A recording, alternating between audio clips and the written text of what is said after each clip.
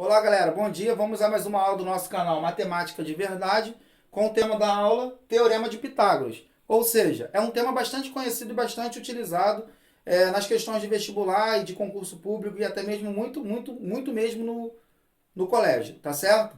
Então, vou te dar uma explicação prévia. O que seria o Teorema de Pitágoras, aonde que ele é utilizado, tá certo? E quais são as características da figura no qual ele se utiliza, tá certo? Então, o Teorema de Pitágoras é um teorema com ele nós conseguimos descobrir o tamanho de qualquer um desses segmentos aqui, tá certo?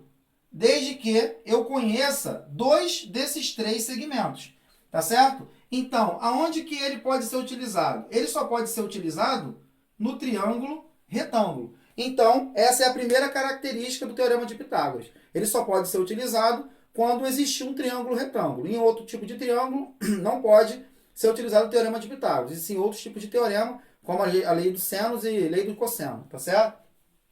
Agora, vamos lá. Identificando o que é o que em no caso de cada lado desse triângulo aqui. Tá certo? Uma vez que a gente identifica quem é o ângulo de 90 graus, tá certo? O lado que é oposto a esse ângulo de 90 graus é chamado de hipotenusa. Ou seja, eu tenho um ângulo aqui de 90 graus. Esse ângulo de 90 graus ele é formado por esse lado e por esse lado. Sobrou qual lado? Esse lado aqui. Então, esse lado aqui é a hipotenusa. Tá certo? Uma característica sobre a hipotenusa é que ela é o maior lado da figura dada. Ou seja, é o maior lado do triângulo. Se existe um triângulo retângulo, o maior lado é a hipotenusa.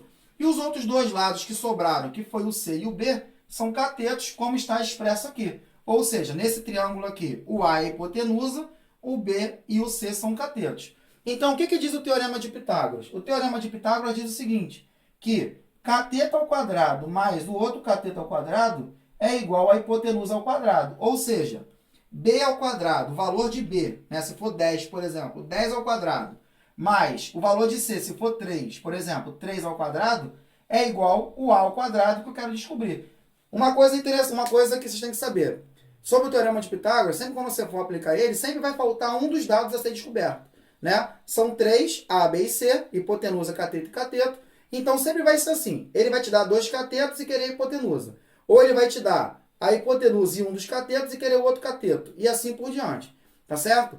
Então, eu fiz aqui uma musiquinha para tentar resumir o que seria o Teorema de Pitágoras e para ajudar você também a memorizar essa fórmula, que não é muito difícil, mas com o tempo, e às vezes sem a utilização, você acaba esquecendo e de repente com a música já facilita. O ritmo da música é Que Isso Novinha. Todo mundo conhece essa música, Que Isso Novinha. Tá certo? Então a música é assim, ó. Eu, professor Wagner, de rolê aqui no grupo, vou te ensinar uma equação que te tira do escuro. Dizem que ela é de Pitágoras, mas eu digo que é nosso. Agora eu canto para vocês. Tum, dum, dum. Au! Cateto ao quadrado. Que isso? Cateto ao quadrado. Que isso? Tenusa ao quadrado. Que isso? Que isso? Que isso? Entendeu? Cateto ao quadrado. Que isso? Cateto ao quadrado. Que isso? Tenusa ao quadrado. Que isso? Que isso? Que isso? A aula foi ficando envolvente, a matemática ficando boa. Aqui na galera, nesse curso, só tem galera boa. Aonde é que eu uso isso? É só no triângulo, mas não é em qualquer um. É só no retângulo, ainda falta um fator. O que é a tenusa? Ela é o maior lado de toda essa figura. Aí eu canto para vocês. Tum, dum, dum. Vai! Cateto ao quadrado. Que isso? Cateto ao quadrado. Que isso? Tenusa ao quadrado. Que isso? Que isso? Que isso? Que isso, galera? Valeu. Abraço do professor Wagner. Espero que ajude.